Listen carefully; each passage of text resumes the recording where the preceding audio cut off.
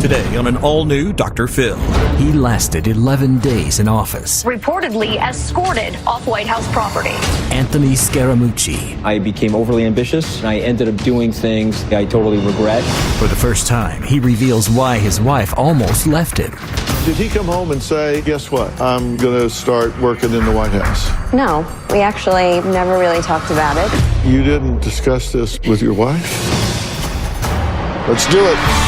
Have a good show, everybody. Here we go. This is a safe place to talk about hard things. Stand by. We'll count you down. Today's going to be a changing day in your life. 5, 4. I am not giving up on you.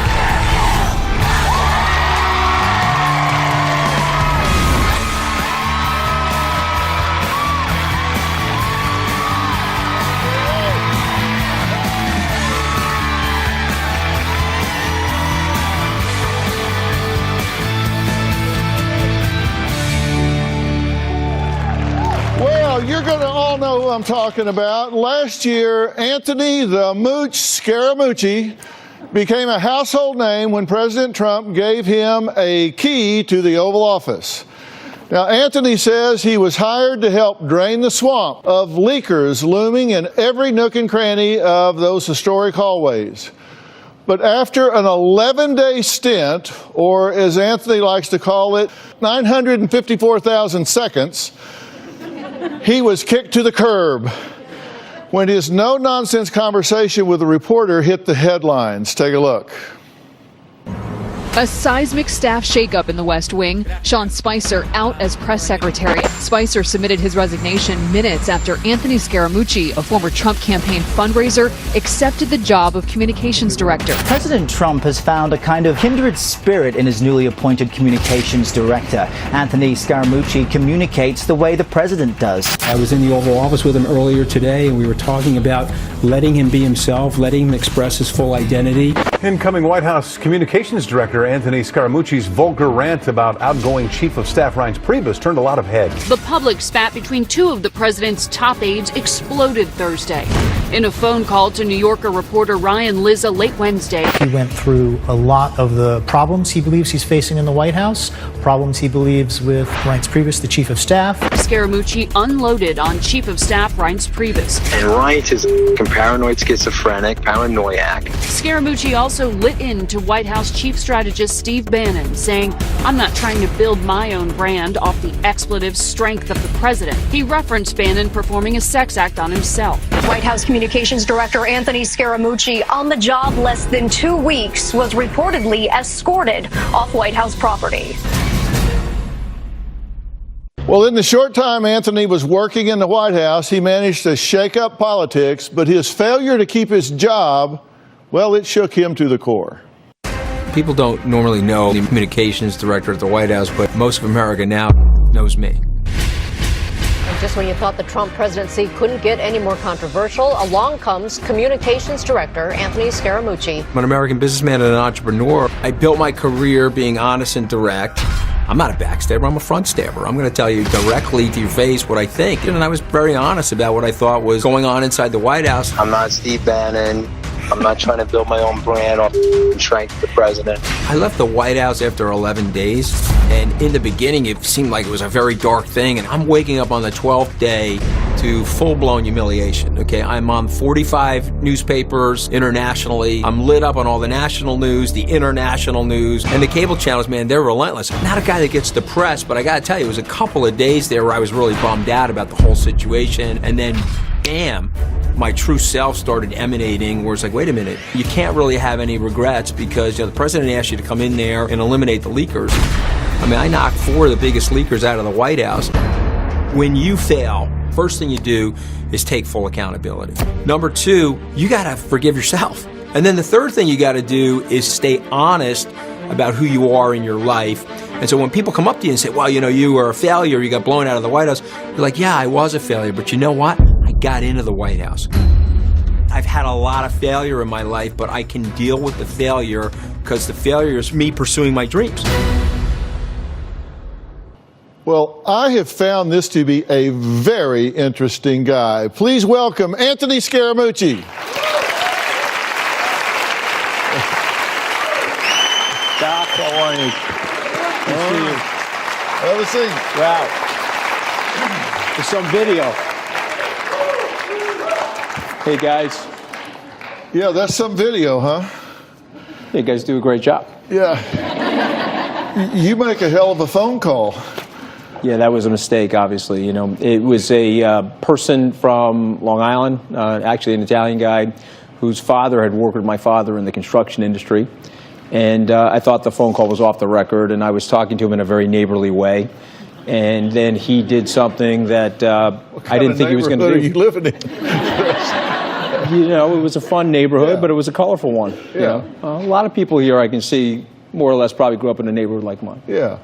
Now, I have to say, when I saw that you had been tagged as the communications director in the White House, I was really surprised, because before Trump was elected, you had not been a really big supporter of his.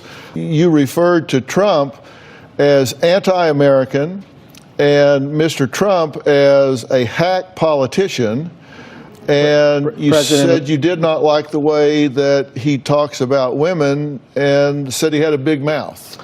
You left out something. I also said that he was going to be president of the Queens County Bullies Association. You left that one out.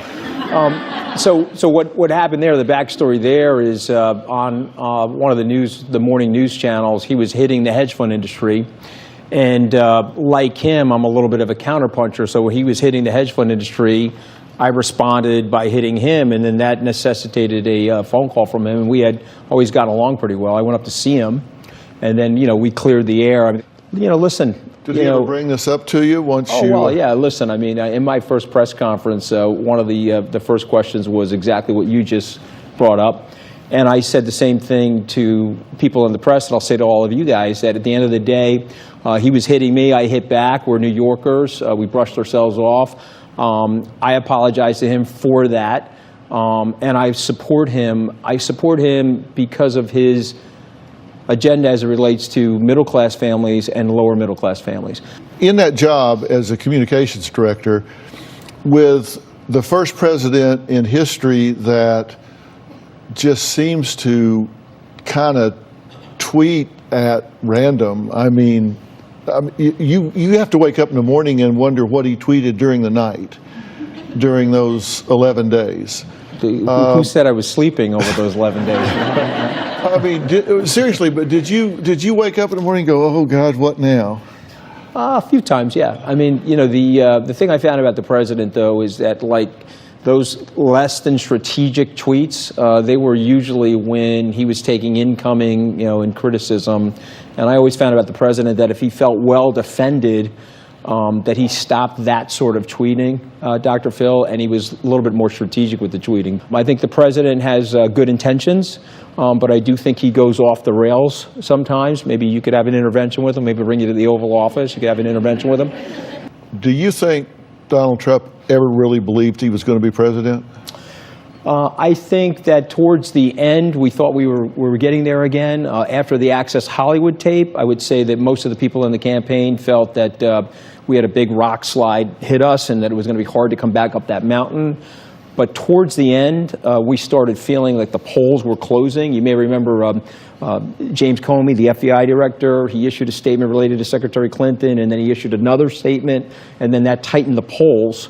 And so I would say that weekend we thought we had a chance, but by Tuesday night, I was at the Fox News Decision Desk meeting. I was hosting Wall Street Week at the time, and they told us that the exit polling was very bad for then Mr. Trump, and that Secretary Clinton was going to be the president. Omarosa, who you know, Yep. has just left the White House, and she has put out some quotes that I'd like for you to respond to. One of them was, I felt like I was serving my country, not serving him, but I was haunted by tweets every single day, like, what is he going to tweet next?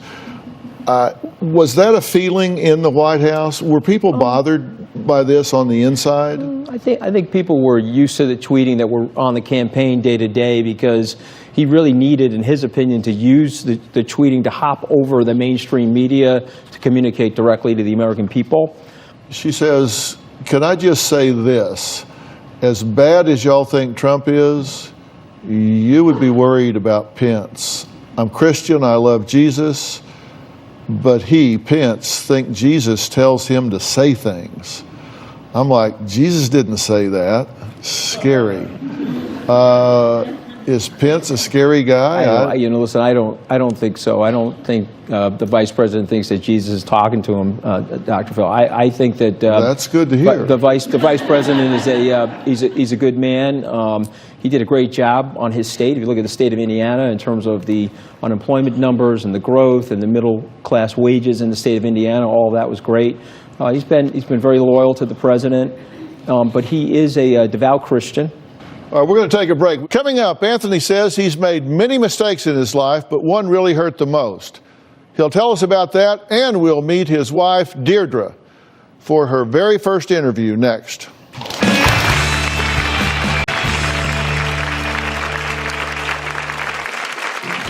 I became overly ambitious and I was neglectful, fighting with my wife. My children felt neglected. So eventually, my wife and I got to the verge of a divorce and complete separation.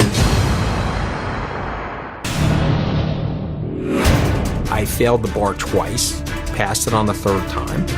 I got fired from my first job at Goldman Sachs. I got rehired into Goldman Sachs. I set up Skybridge, the business I have now, in 2005. It almost failed in the global financial crisis of 2008. I never gave up, and I still don't. Well, Anthony Scaramucci, the Mooch, says he comes from a working-class Italian family. Before he became an outspoken force in politics, the ambitious 54-year-old Harvard Law graduate made millions in the New York finance world. But last year, Anthony says his drive to succeed put a wrench in his marriage. Take a look. My marriage was hunky-dory when I was working for the candidate. But when it transitioned over to the candidate becoming president and there was an opportunity for me to work in the White House, I became overly ambitious on that at the great detriment to my marriage. And so I was neglectful, fighting with my wife. My children felt neglected. So eventually, my wife and I got to the verge of a divorce and complete separation. But once I was rejected from the White House, as painful and as humiliating as that was, it caused a major recentering of my priorities. It was an awakening for me, and frankly, I learned the hard way how important it was for me to put my marriage back together and to be focused on the right priorities as opposed to the wrong ones. Deldre, thank you for joining us. Thank you for having me. So it's got to be interesting, I guess is the word, to experience this from your point of view when all this happened really fast. Yeah. How did this affect you guys? Did he come home and say, guess what? I'm going to start working in the White House? No, we actually never really talked about it. So obviously he was campaigning with him. I was involved with that, which was great. And then one thing led to another, kind of like spiraled out of control. And the next thing we knew, Donald Trump was the president. Yeah. And Anthony was, signed up to be with him. So it was never really a conversation. It was definitely a weird dynamic. I knew that he always had political ambitions, but this kind of happened, and we never really discussed it before. So you didn't discuss this with your wife? No, but he's kind of like an impetuous guy. In many ways, that's great. In some ways, it's tough when you're married. He's really driven. He's really motivated, which I admire, obviously, and I love about him.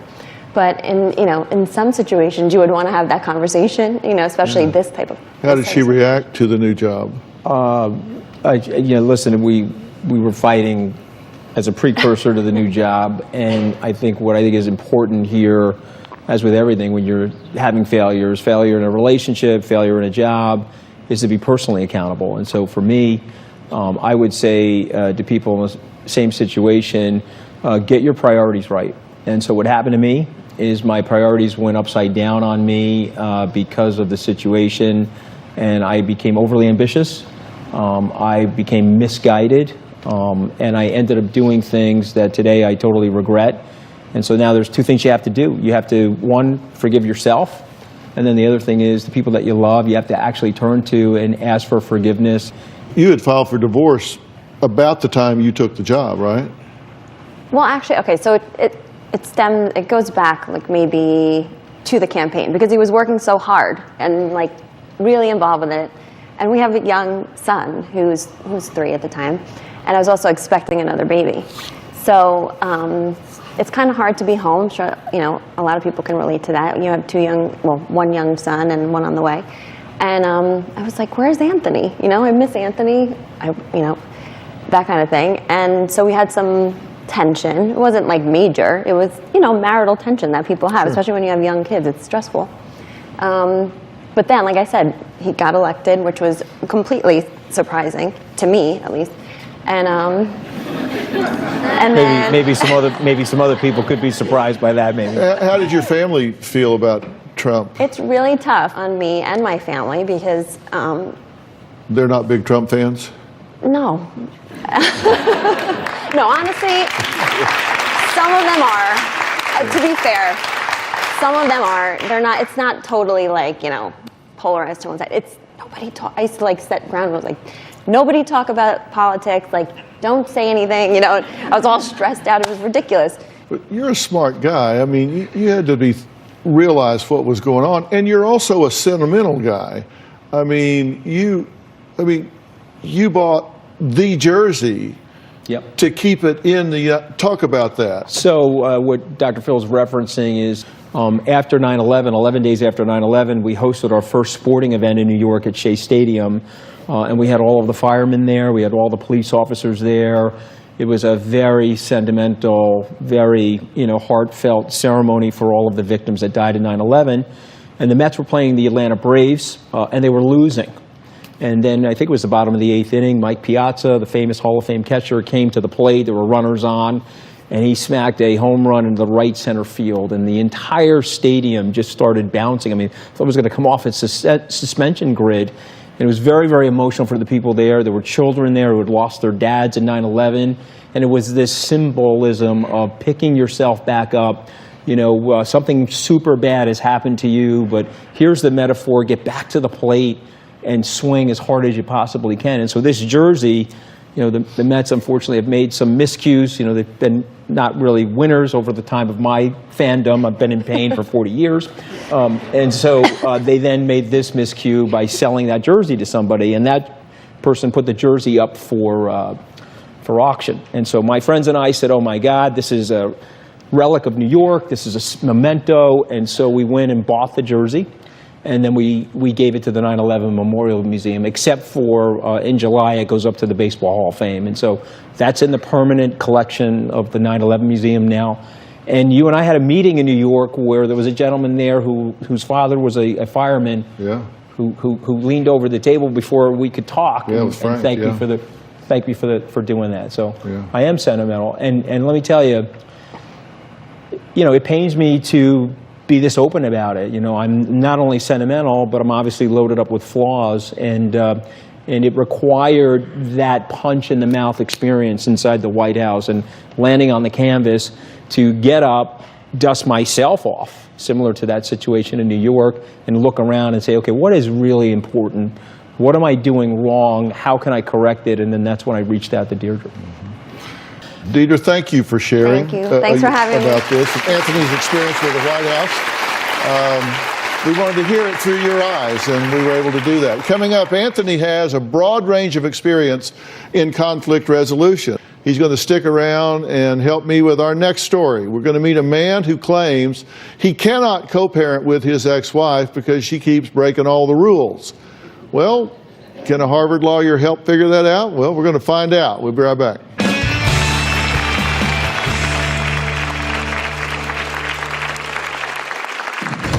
Jana is causing chaos because she just wants revenge. What happened there? Mom's spanking me. Kevin is trying to get me in trouble so he can take the children. She says I'm an abuser. Kids are afraid of me. None of Jana's lies are true. He pinned me to the bed and hit me in the jaw. He had both of my hands and hit me in the face. I was married for the first time when I was 24. For the first 2 years after my divorce, I feel I failed as an ex-husband. I was belligerent to my ex-wife. I badmouthed her to my children. My realization came when I went to see my son at college to give him my side of the story. And packed in that were a lot of negative comments that I was making. When I was attacking my ex-wife, it may have felt good temporarily, but it was literally like dropping an atom bomb into a situation that made it completely worse. Negative advertising works in a political campaign, but in a parent relationship, it hurts your standing with the kid. Well, Anthony Scaramucci knows conflict resolution, and he knows it very well. He has worked his way from Harvard Law to Wall Street to the White House. He's also on marriage number 2 and a father of 5. As Anthony said, he knows all about putting children in the middle inappropriately. 3 years ago, Kevin and Jana ended their 23-year marriage because Kevin claims Jana was cheating. But Jana claims Kevin was abusive, controlling, and he was a cheater. Now, Jana's sister, if you can keep the dance card right, she's the one that wrote in because she is concerned that her nieces and nephews are caught in the crossfire of their parents' warfare, and says if these exes don't get a referee, she says someone is going to get seriously hurt or even killed. Take a look. My sister Jana is being destroyed by her ex-husband Kevin. He's trying to turn my children against me. Kevin is a dangerous bastard, and I'm afraid one day he's going to kill my sister. Kevin was abusive throughout our marriage. The first time that Kevin was violent towards me, he headbutted me in the bathroom. Another time, he pinned me to the bed and hit me in the jaw. He had both of my hands, and he was like this and hit me in the face. While we were married, he would get paranoid and intercept my emails. Kevin kept cameras on the outside of the house so that when Jana would get in their car and leave, it would send a signal to his phone, and then immediately he would start calling her and asking her where she was going. Last month, Kevin called CPS on me. He accused me of abusing my son. What happened there? Mom's spanking me. I think Kevin called CPS because he's trying to cover up something he did. CPS said they found bruises on my son. Kevin claimed it was a handprint from me. Did you like that? My son told me that he had fallen down the stairs at Kevin's. Kevin is trying to get me in trouble so he can take the children. I know Jana is a good mother, and I want to expose Kevin for the manipulator that he is. Well, Kevin claims that Jana is an exaggerator and an unfit mother who is putting their children in danger, and he wants sole custody until she can get her life in order. My ex-wife Jana is mentally ill. Once she had an affair in 2014, it seemed like Jana just lost her mind. One day, Jana and I were arguing about her affair. She picked up my laptop, she threw the laptop and destroyed it. Then I became angry because it's an expensive laptop, so I picked up the laptop and threw it against the wall. But now Jana claims I'm the violent one and I throw things. Another incident in 2014, Jana was talking to her sister and I told her to get off the phone. She said no. I grabbed the phone out of her hand, and just as I was grabbing the phone, she said, ow, ow, ow. He grabbed my phone and pulled it down, twisted it. Jana claimed that she was injured from me grabbing the phone out of her hand, and I was arrested for domestic violence, and I almost lost my job. She says I'm an abuser. I break the kids' toys. The kids are afraid of me. None of Jana's lies are true. Jana is causing chaos because she just wants revenge. Jana wanted to be able to have an affair, have me put up with it, have me pay for everything. And because I refused to do that, now she's keeping the kids away from me. Jana is miserable, and she wants everyone else to be miserable. Well, it's good to see you guys. I'm glad you're here. Thank you for writing in. Why did you write in? Because I've watched my sister go from somebody who was a strong, independent woman to somebody who's a shell of a person. Kevin, she left 3 years ago, and yet you continue to hound her. So what do you mean by hounding her? Explain yourself. Where's your evidence? I'd love to see it. Oh, he's got Well, let's make, I made a list. Okay. And this is according to Jana and Lori. They say 20 years ago, this goes way, way back. Right. You guys did get an argument and that you headbutted her. Right. You say that he's hit you in the jaw. Yes. That he has injured the dog. Yes. That he smashed the computer. That he's threatened to kill you. Yes. That he's grabbed your hand and you got a protective order for 2 years. Yes. Right? that he's intercepted your emails and tracked who you were talking to and that sort of thing, that he's cheated on you and called you stupid, idiot, lazy, not just to you, but to others. He says it out in front of everybody. Right. Are there parts of that you agree with or don't agree with? We should go down the list? Sure. Sure. Yeah, headbutted her 20 years ago. Like I said, that was 20 years ago. Hit her jaw, didn't do that. Injured the dog, smashed the computer. I've got a story behind that one. Have you threatened to kill her? No. I said, if I wanted you dead, you'd be dead. If I wanted you dead, you would be dead. But I don't want you dead. I'm trying to deal with a very difficult situation. Did you cheat in this relationship? No. Okay. Have you called her names? Yes. Coming up, Kevin called CPS on Jana recently because of what he discovered on their 7-year-old son. We'll talk about that when we come back.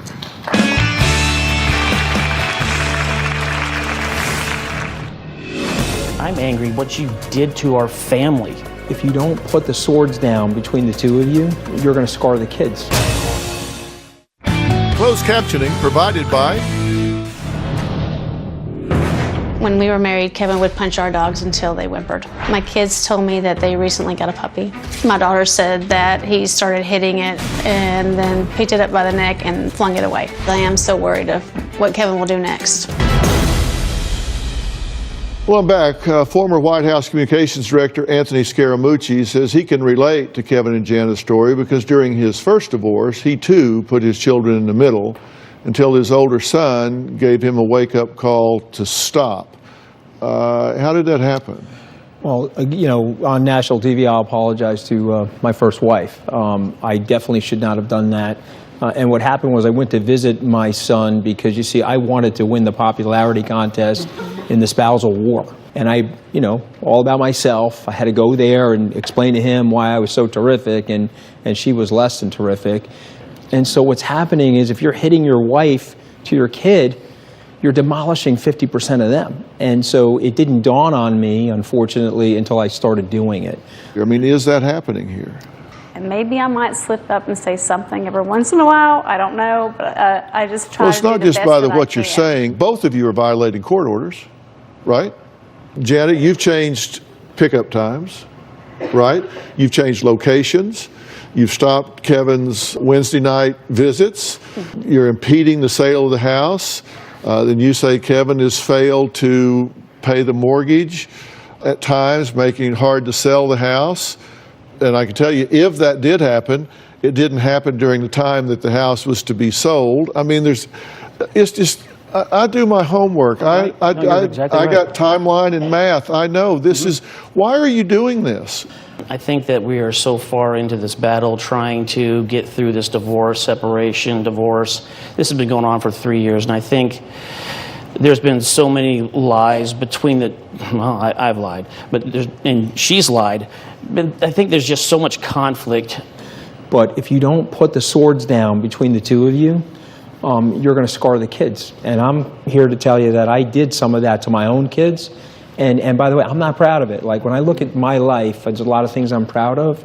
But the mistake in a conflict of all of a sudden weaponizing the children, it stays with them. You know, and by the way, I'm saying this as one guy to another. I thank you for your service. But I am sensing, and please forgive me for saying this, I am sensing a lot of anger about something, and sometimes it can get channeled out and transferred into other areas of your life. And so I can tell you what I'm angry about. Yeah, what is it? I'm angry what you did to our family. Okay. Did I say the marriage was perfect up until you went to Texas in 14? Absolutely not. It wasn't perfect. Was I perfect? No. Was I flawed? Absolutely. So I deserved a headbutt in our marriage. I deserved to be punched in the face, and I deserved all the name calling and you holding me down and pushing me against walls and you standing at the top of my driveway telling me you're getting ready to lose everything. That's or exactly to come right. You know what I down said? my driveway and say, you will do as you're told. No, never said you'll do as you're told. You know, did I say the marriage was perfect? Listen to me. Was the marriage perfect before you went to Texas in 2014? No.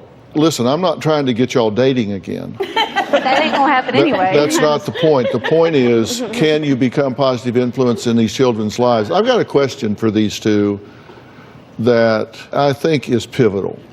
And when we come back, I'm going to ask them that question. And if they cannot answer this question that I'm going to ask them in a certain way, we're done.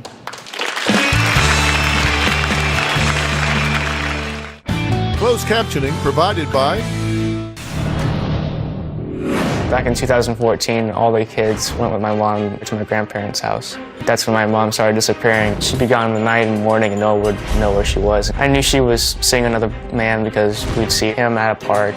I learned about the affair because Timothy texted me from out of state. I'm tired of seeing this man and mom flirt. Jana is very selfish with her decisions. Well, Jana says Kevin suspiciously got involved with someone right after they separated, and now they're married. Jana says she doesn't like Kevin's new wife, Carlene, because she doesn't mind her own business. Take a look. Jana's behavior is very dangerous. As a nurse, I've been very concerned about the numerous medications Jana has put her children on. Last summer, Kevin's oldest daughter, who was 13, casually mentioned that her mom was bringing over medication. And then when Jana dropped it off, that's when I discovered it was Prozac. The 13-year-old said, "Oh, Mom just tells me I can take it whenever I feel stressed." When Kevin talked to Jana about the Prozac, she stated, "That's just how it works for our daughter, and that's just what I do." That is completely irresponsible. Prozac is very dangerous for anybody to take incorrectly. Another time, Jana sent over in a baggie some medication, and it was written in Sharpie to give to the child. Is it every morning or is it twice a day? I mean, it doesn't give any direction. I could lose my license for administering unknown medication to a child. I'm afraid that Jana unintentionally will kill the kids just because she refuses to communicate with Kevin. Jana needs help to learn to be a fit mother. Carlene, thank you for being here. Thank you. You've been listening to everything so far, right? Yes, I have. Is there something I need to know that will empower me to empower them to help these children have a chance at a successful existence? Yes. Many times the kids seem very distraught and confused and upset during the exchanges. And it'd just be nice if they would just get along, just enough to where the kids aren't put in the middle. Jana sent us this video of their 7-year-old screaming in Kevin's car after a custody exchange at a gas station. What's supposed to happen at a gas station? That's in violation of the court order, but it did. Take a look. Stop. What are you scared of? Get in your seat, please. Here. What?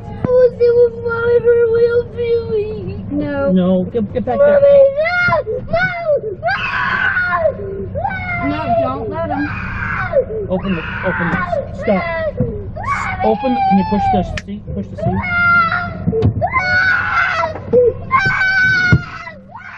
Yeah, we've had more than one instance like that. Okay, to me, that is a terrible indictment of both of you, because it tells me that the adults in this situation have not been able to broker a situation in which a child can make a simple exchange from one parent to another without going through all of this drama.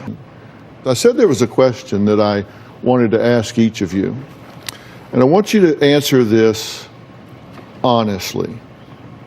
If the children were with you, and God forbid there was, let's say, a home invasion, somebody broke into the house, do you believe she would fight to protect the children? From a home invader? Sure, I think she would. She loves the kids. Do you believe he would fight to protect the children? Yes. So we now know that they would both die for their children. The question is, will they live for them? We're going to talk about that after the break.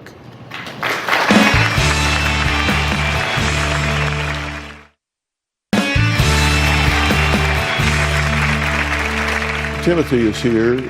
Tim, Kevin and Jana's oldest son, he's 19-year-old Tim, says he's worried about his 3 younger siblings becoming collateral damage in this parents' war. And Tim, thank you for being here. I hate to, even at 19, I hate to drag you through this. You've been dragged through it a lot before you were 19.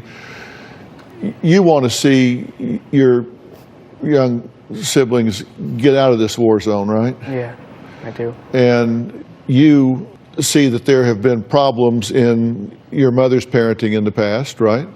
Yeah. What do you think's the biggest thing that needs to be fixed, remediated? Like managing her anger, I guess, because it could get, like, I think it could get out of hand. She gets so distracted by the fight between my dad that she just forgets about me and my siblings. Well, we've made a list of the questionable parenting that Tim, Carlene, Kevin have put together. We made a list of things that were criticized about him across time. Okay. They said that there are times you leave the children at home alone, that you've had male friends visit that they think is inappropriate, that there's been a loaded gun left unattended in the home. It's in a safe. Was there at one point? That it was hidden, was what I thought was hidden, and I had left my son to watch the younger ones. They found it?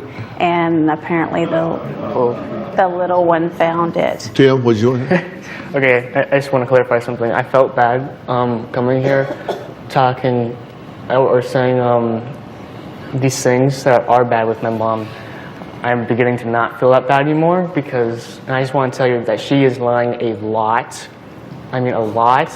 My brother walks upstairs with a loaded gun, and one of your younger siblings had the gun? Oh, sorry, my younger sibling. I want to make sure nothing was in the. It was safety was on, and nothing was in the chamber. It was chambered. It had a clip in it. I took it from my brother. Very scary. And I went downstairs and gave it to my mom. She didn't seem to really react to that a whole lot. And Gotcha. Well, she didn't want me saying anything about it, and wasn't going to because at the time, I didn't want to. That's when start I don't anything. react a whole lot with a bunch of things. So, but it bothered me tremendously. I immediately ordered her a gun safe to put it in. I said, Jana, how could you be that irresponsible? And she said, I don't know. I was so scared. I'm so scared. I can't believe I did that. And she did immediately lock it up. Can you both feel the pain that your son is in? Absolutely. You can feel the pain, right? Well, Kevin says he wants full custody of the children. Should that be considered? There is a hidden danger here that is lurking in the shadows. I'm going to put it into the limelight right after the break. Closed captioning provided by... All I can do is tell you guys what I consider to be some action-oriented wisdom. What you need to do, in my opinion, is get a co-parenting plan and get some professional help in executing that co-parenting plan and get some help in healing whatever wounds that you have. I'm willing to get both of you independent, separate professional help to help you with the co-parenting plan.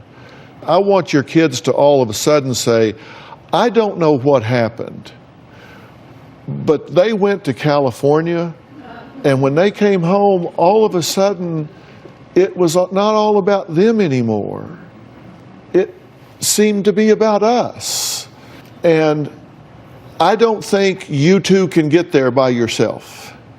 I think you need professional help to sit down and write out a family co-parenting plan. And this can be done where you don't ever have to even see or speak to each other again. You can exchange these kids through a go-between. Would you like this help? Yeah, I would, yes. I think it would be helpful. Would you like this help? Yes, I would. I want to thank all of my guests today for sharing their story. A special thanks to Anthony. Deldre, thank you for being here and sharing.